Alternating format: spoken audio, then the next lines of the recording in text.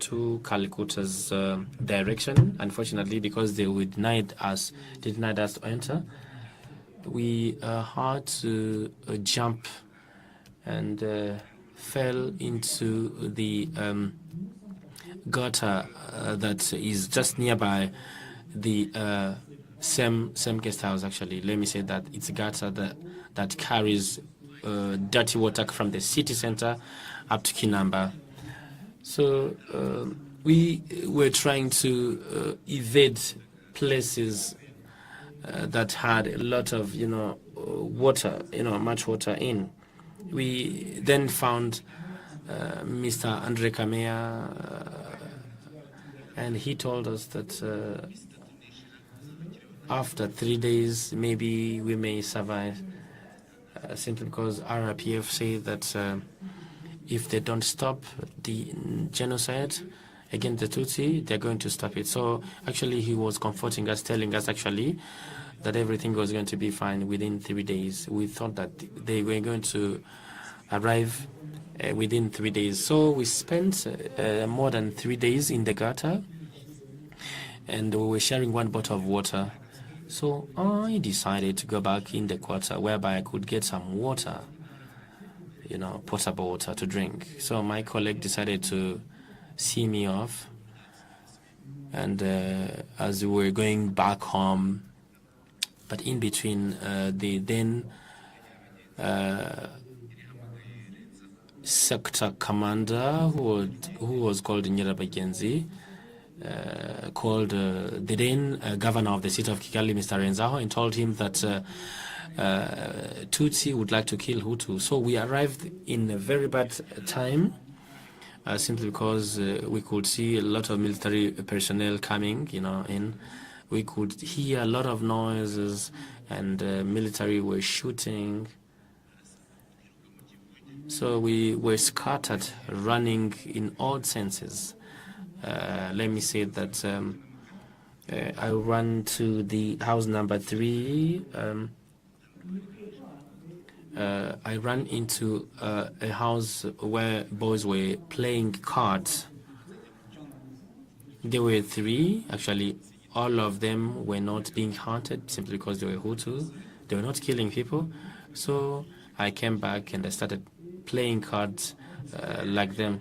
So a military personnel said that he entered and said that no one entered here. I said no one entered here. So he came back and said that, show me your ID. I gave him my Upper Corp student ID and said that, how will I know that everybody who is here belongs to, our ethnic groups? So the mother who was there said that, no, all of them are ours, apart from that one. So the military personnel took me outside. That military man took me outside. So he asked me to show him my home. So he had a gun and a machete with him. So my prayer was to being shot instead of being macheted or butchered. So once we reached that house, when I was walking, his colleague told him to finish me. And when I heard that voice, I was shot directly. So he wanted to kill me because he wanted to shoot me on the heart directly, but I was shot on my back. Then the bullet got out from my neck, and I fell down. Let me tell you that we were shot, being 8 people. 7 of them were killed. Even the one who could not be dead directly was finished by Interahamwe people. And while I was still inconscient, I could see Interahamwe. One of them, Rubunda, looked at me and said, Vianney is dead.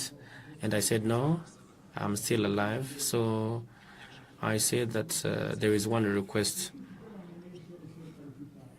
please kindly take me to Calcutta's house, simply because I thought maybe I could be saved. Or if this is not the case, just give me that grenade and please go.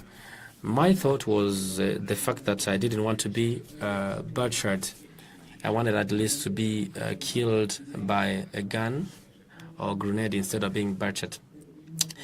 And what happened is the fact that another Nheramwe called Kabanda was tasked to protect me, and he went and brought, the towel, and he put it on my neck simply because I was bleeding terribly. They took me from that side, and Rubaduka called for emergency. I don't know what happened. So what I saw the then parish priest Anaclet, who was the parish priest of Holy Family. He took the risk of coming and take me from the household where I was. So he asked Munyeshaka to accompany him, simply because Munyeshaka was another priest who was in Nheramwe, who is now freely moving in France. So Anaclet took me with his car. We went up to Holy Family. Then we found another minibus full of policemen. We also had actually they had the responsibility to go and remove some of the people who were dead in the parish of Nyamirambo. So I was taken to emergency service of the CHUK hospital, and I was shown whereby I could lay myself down myself. So then I said that I could not see anyone coming helping me, So they looked at my neck, and one of the nurses said that I'm not going to do anything about your neck simply because this is a complicated case. So he left me like that, simply because he was telling me that our military personnel are being killed. Now you are bringing your necks, telling us nonsenses, wanting us to help you. No, we are going to help out our military personnel before we save you. So as I was thinking, I could actually tell myself that I was going to be dead within 15 minutes. When I woke up after 15 minutes, and fortunately, I looked just nearby my side. I saw a mother from Nyamirambo, Mrs. Rugumirejani, who was called Thierry, who was called Mama Thierry. I called her, and she was so desperate. She told me that this is the sister to Rugumire, this is her son, this is the son belonging to Muyango, and now you're coming. Actually, it was too much. So she told me to just bear with that, simply because she was going to try to see what she could do for me. So what she did, she gave me a plastic bag, full of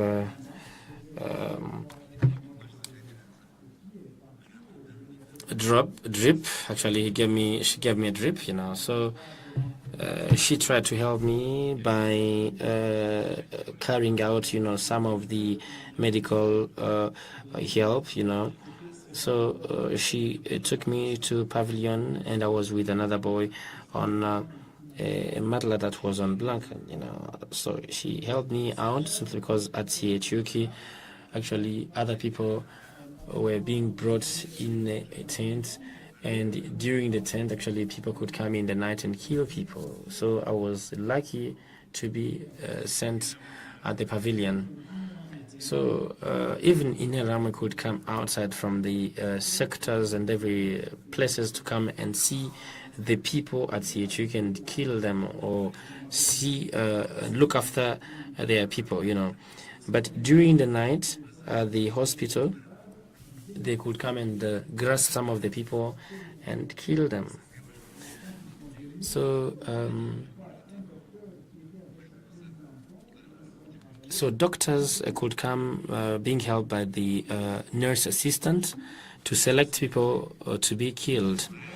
So during that night, they looked at me and they said that I was, you know, a very complicated case. Then the following day, the military personnel could came in. I'm sorry, they came and took outside all the boys, you know, and they said that all the boys that were helping people at the hospital, actually, all of them were killed.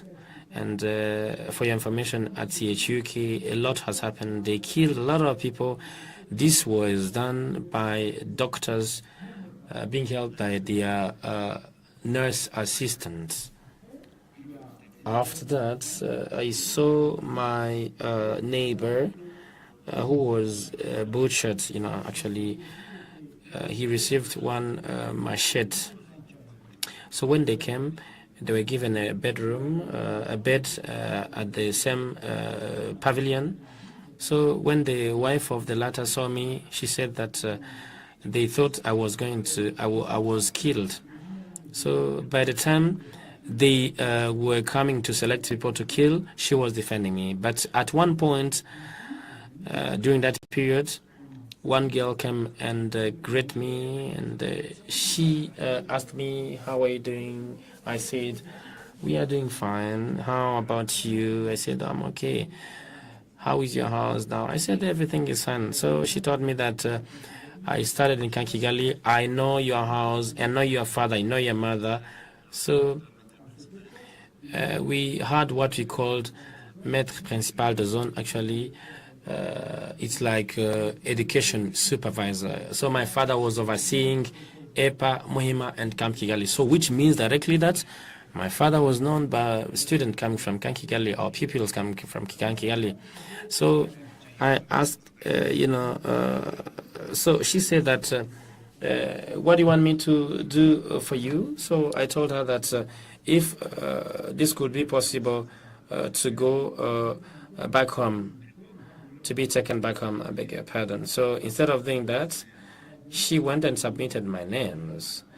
And at a surprise, I saw a military personnel calling my names. I said, "Okay, who is called Mr. Karango?" I said, "This is me." So he took me outside of the pavilion room where I was actually admitted. And the other boy actually went and called for help. And one of the military representing them said, "I stopped you from killing this boy. Just leave him, you know." So the military personnel defended me. I returned back. And when I returned back, actually, the same military, he told to the other family that these cockroaches you are trying to save, very soon they may be killed with you as well. So as you know, if you know the mortuary of CHUK, actually, this is the place where they were killing a lot of people every day. I was sent there like 3 times, but every time God could save me. So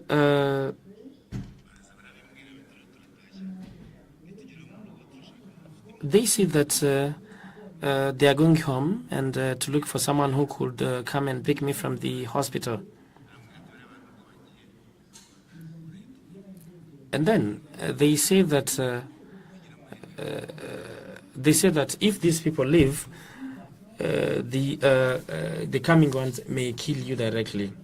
So what I did is I stood up and said that let's go together instead of leaving me here alone. Even if I die during my journey and someone happens to survive from my household, you will tell them what happened to me. So some people had ID from Gisozi, and we could identify ourselves as people from Gisozi. And then the one who had received a machete on his neck could be identified as someone who was fighting against, RPA, in Quartier Commercial, literally translated as commercial quarter. There were no lot of roadblocks. So it was not a big deal. Therefore, fortunately, we could see cars coming from Gikondo or Kichukiro. These were the cars of people actually who were fleeing outside of Kigali. So we went on going down. So Interahamwe took the responsibility of checking the cars. Then we were actually given an opportunity to be served. When we entered into our quarter, I met Mr. Romanzi, and he asked me what I was coming to do. And I said that where I was, it was horrible. Then he took me in a hidden place of a Hutu who was my neighbor, and I actually found another person who was called Maridadi, and his sister actually were in Milcolin, but they had no clue about where Maridad was. So they tried to identify to find out where Maridad was. They finally discovered that Maridad was in a hidden place in Hima in the quarter. So Maridadi and myself were together. So they searched on how they could come and see us and take us to Milcolin. So at Milcolin, actually, we had some of the policy people who were at Milcolin Hotel who could be hired and be given money so that they can rescue people. Then those policy men, the then traffic police, if I may say so, could come, and they came and took us from the household. They took us to Milcolin, and the Milcolin was protected by the United Nations missions, blue men from Bangladesh. So I didn't know anything about them. So we lived there, and some of the people actually could negotiate with the UN peacekeepers to see whether they could go outside of the country. And I remember that at one point we could see that people who had prise en charge could be relocated from Milcolin. Unfortunately, they went up to the petrol station, and they were beaten, and they were returned to Milcolin Hotel. They were beaten by Interahamwe. So we had to live and to stay there, and we were served by actually the fact that there was an exchange of refugees, So they asked us who wanted to go on the side of RPF. So we were exchanged by those ones who were at Amara Stadium. And fortunately, this exchange was very successful. The UN peacekeepers actually were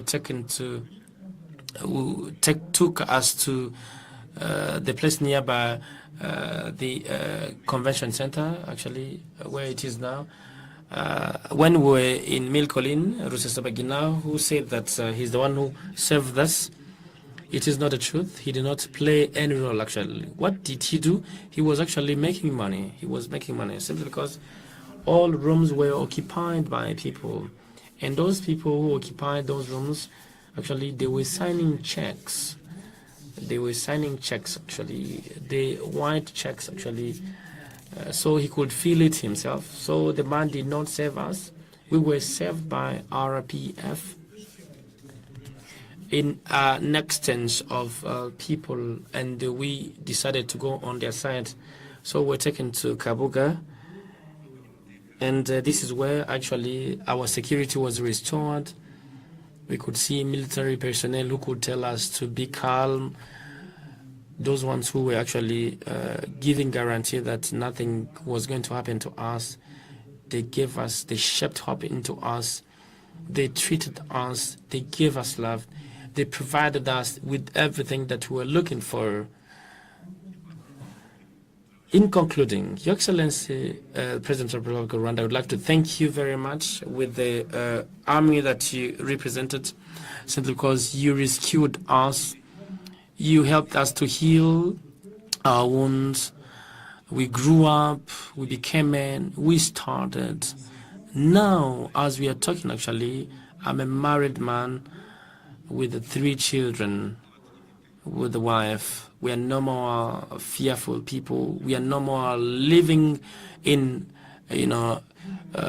outside of the house. Actually, the security is guaranteed. So I'd like to thank you very much, and may God bless you. And let's remember and unite and renew. Ghana Karangwa. Mr. Karangwa, thank you very much for having shared with us your testimony, which is very hard to understand. Your Excellency, President of the Republic of Rwanda, we wanted to ask the singers from Nyundo to sing a song related to this kind of period that we have started today. Thank you, and I submit.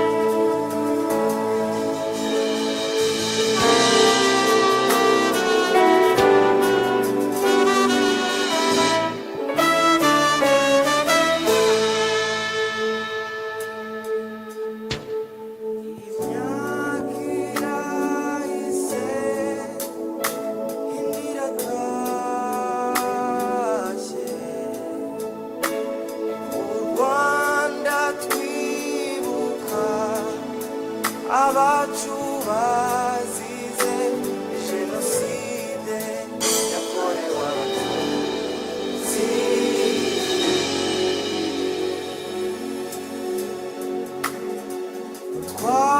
twabuze abana ababyeyi n'abavandimwe bazize uko bavutse baratotezwa bamburwa umuntu turabibuka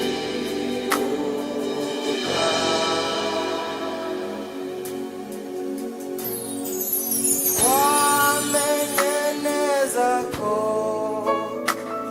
amacakubiri ariyo nyirabayazana ubu twese turi abanyarwanda dushyize hamwe jenoside turayamaganye burundu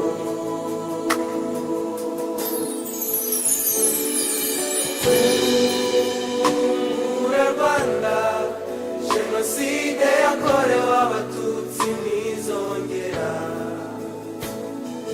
twebwe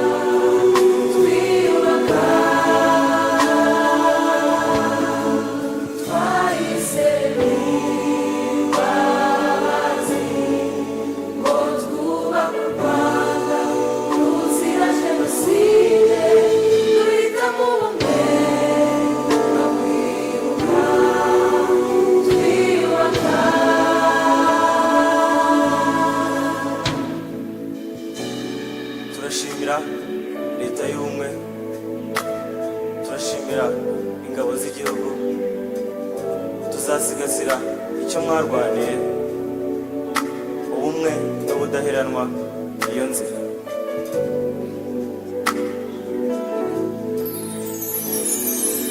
wamenye neza ko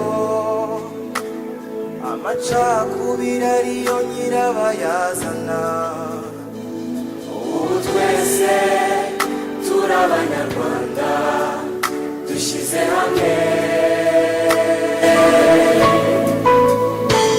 jenoside turayamaganye burundu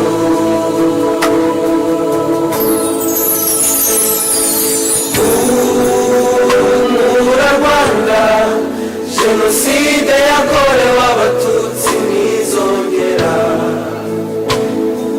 twebwe abana bawe ntituzemera kubabara ukundi twahise imbabazi ngo twubake u Rwanda ruzira jenoside duhitamo ubumwe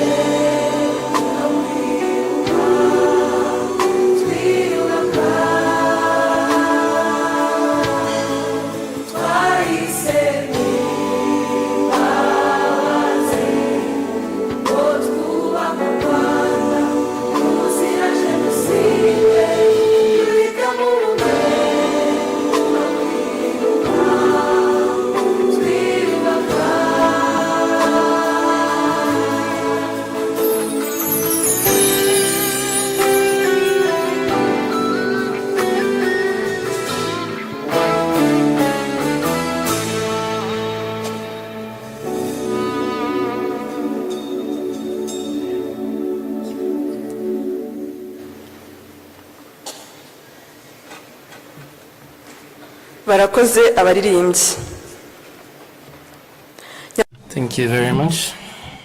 Just singers, Your Excellency President of the Republic of Rwanda would like to have the President of Kwibuka, Dr. Gakwenzile Philbert, to give us his remarks. Your Excellency, allow us to invite him to come and take the floor.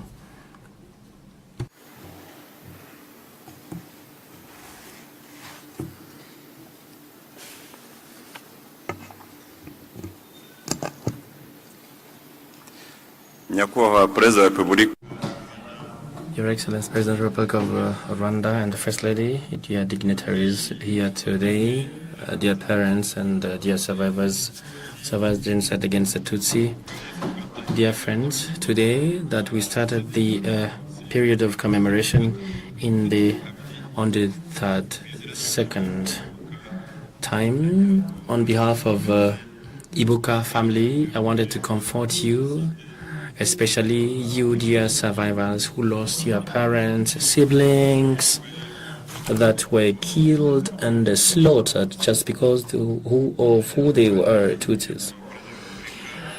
Mr. President, allow me again to thank you very much for the time that you give to Kwibuka family so that we convey our message to Rwandans and our friends who are ready to support and comfort the survivors of the 1994 genocide against the Tutsi. Your Excellency, President of the Republic of Rwanda, commemorating the genocide against the Tutsi is actually a time of Rwandans to reflect, to rethink about the very bad past, the root cause of this problem that we have in the past in Rwanda and in the region where we are located. Especially, it's a time whereby we need to be on the side of the survivors simply because of the wounds, on the physical wounds, psychological wounds, to name but a few. This commemoration period actually is a true way to heal people, to support a very good choice to build a Rwanda that belongs to all of us, Rwanda that instills peace and hope, whereby we will never have any genocide, and something that you spoke about today when you're giving us your remarks today. So the journey of the survivors of the 1994 genocide against the Tutsi actually was not that easy. It was a very heavy burden that we should not have been able to handle ourselves simply because of the brutality of the 1994 genocide against the Tutsi. So this burden was made easy by the support provided by the government, and we are hopeful that genocide never again genocide. As of now, we are supported, and we'd like to thank the government of the Unity and Reconciliation of Rwandans. You have been by our side in our daily life, insecurity, justice, accommodation, education, healthcare, to name it but a few. The support that was provided, Your Excellency, President of the Republic of Rwanda, has helped us to overcome the sorrow. We can stand still and we can walk with all other Rwandans to build the countries. Those who survived the genocide of 1994 genocide, against the Tutsi, grew up, started their families. Now they have children and their youth that are ready to help the Rwanda. So those ones who are living with the wounds that can be healed, cannot be healed, they are being supported to live a good life. In the 32 years that have passed, actually a lot have been done. Rwandans have been able to work together, and we reshaped the image of the country that we lost at the international arena. However, we are facing some of the challenges actually that requires to work together, simply because genocide cannot terminate or exterminate one group of people. It also work on the quality and how people live in general. We are talking about the genocide ideology that has started, and everyone could see it, but no one said something about that to stop it. Bad politics for the First Republic and the Second Republic to give, the place to ideology, to deny the rights to some of the group of the people, up to the 1994 genocide perpetrated against the Tutsi, actually has brought some of the consequences in the region simply because of those people, of the perpetrators who ran away from the country. What you can see outside of the country in the 32 years shows actually that a lot of people have not learned from what we had in 100 days. Those perpetrators should be submitted and translated in front of justice, so that the survivors and the victims of the genocide could be given justice. Another issue that we are still facing has to do with the trauma, for the survivor, that is now being, transferred from survivors into their children. So a lot has been done to help the genocide, the 1994 genocide perpetrating the Tutsi survivors. But however, some of the challenges that we have faced actually are long-term consequences and challenges. This is the reason why we need to work together, and this is the reason why you can see that the trauma problem and trauma issues actually has taken another level. This is the reason why we need to work together so that we prevent it and try to treat it through conversation between us within clubs and other social groups. Actually, we have seen that the country has put and established some of the programs that tell us about the what happened, in Rwanda, and to help us to know that there is nothing that can take us back, Rwandans, where we were, we need to know the history of the country, to analyze it, to grasp it in a very good way. We thank you simply because a lot has been done to preserve the history of the genocide of the 1994 genocide perpetrated against the Tutsi. So therefore, Kwibuka and our partners, we are working together so that we try to put together the testimonies, and this is going to be kept digitally.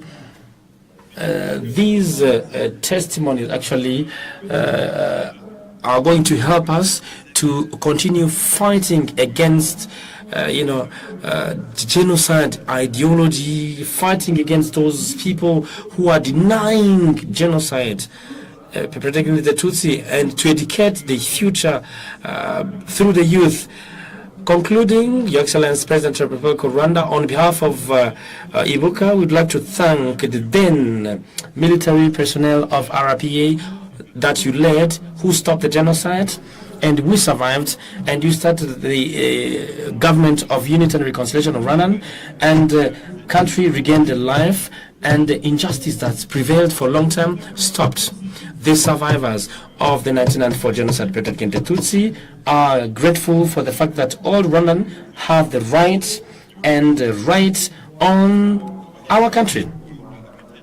On the other side, those ones who are against Rwanda should know that nothing is going to separate us simply because we are united and we are ready to give any cost so that we save this unit. We thank you. Let us continue to commemorate, remember, renew, and unite.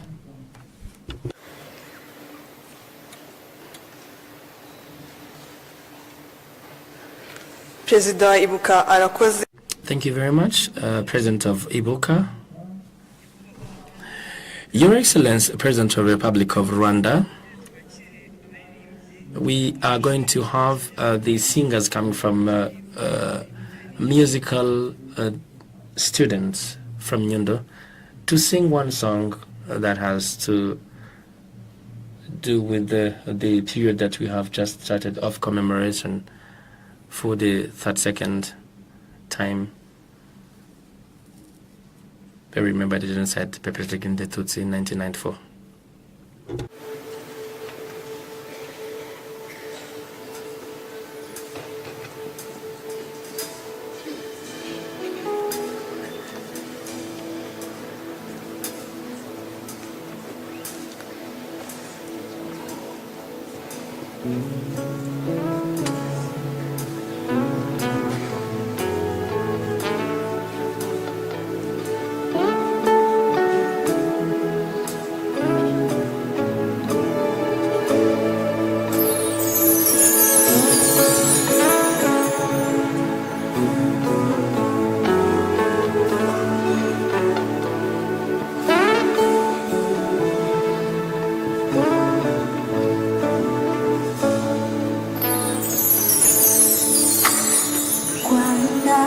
gihugu cy'uranga butarutwa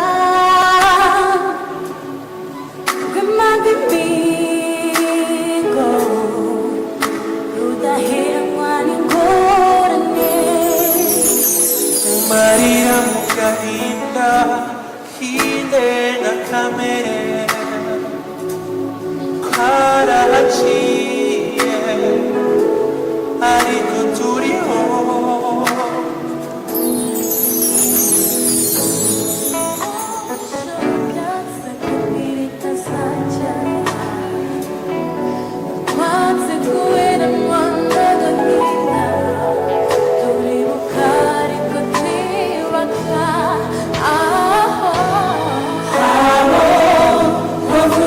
Rwanda,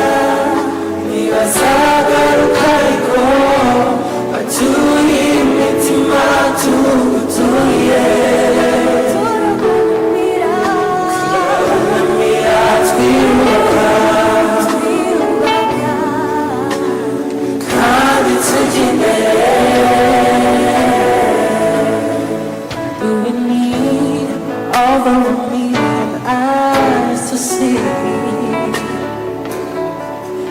that genocide is a shame to the human race. We rose from the pain, from the tears, from the ashes. How much longer do we have to see never again? Run away, and I won't run now. But the name of this in me, if you could touch you, over Rwanda, ibazagaruka ariko baturi imitima tuguturiye turabunamira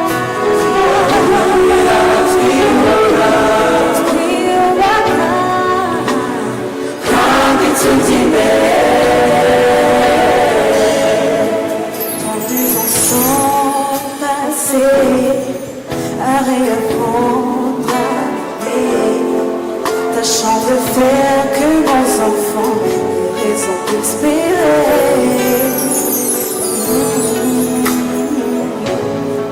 Nagutera iryoshema tugutisha tubibona nk'intero igusaba inyikirizo umushumba dutezeho.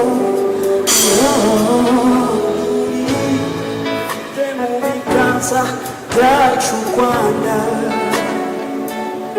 tuzarurira icyaruhungabanya cyose, umwijima uzagaruka ukundi. Muvukijwe Rwanda ibazagaruka ariko baturiye imitima tuguturiye turabunamira twiyubaka kandi tujya imbere.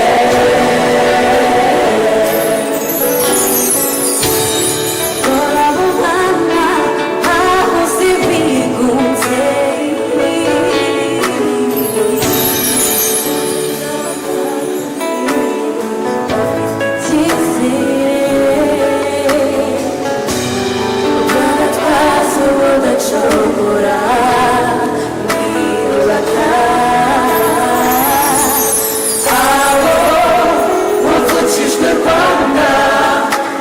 ibazagaruka ariko baturiye imitima tugutuye turabunamira twiyubaka kandi tujya imbere.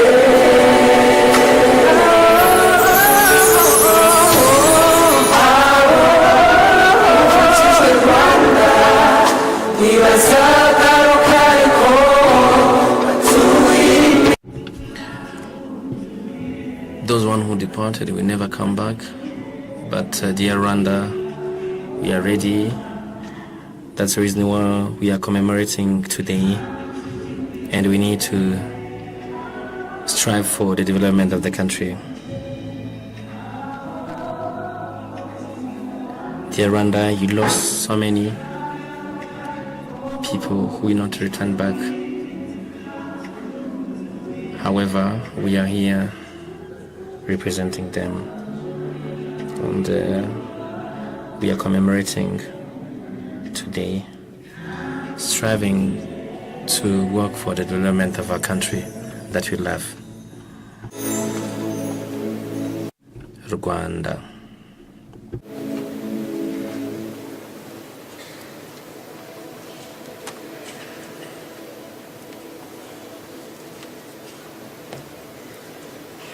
barakoze abaririmbyi.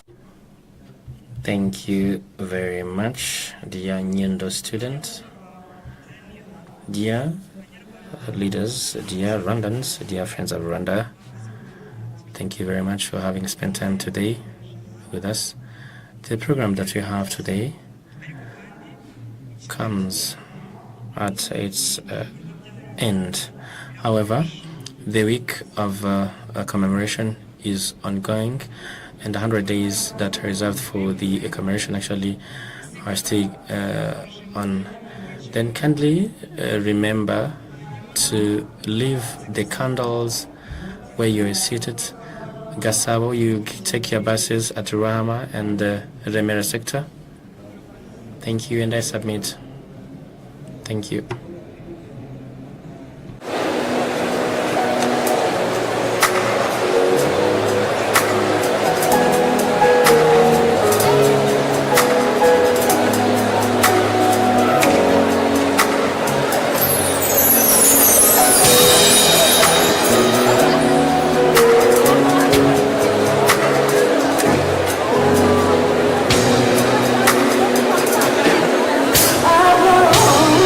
I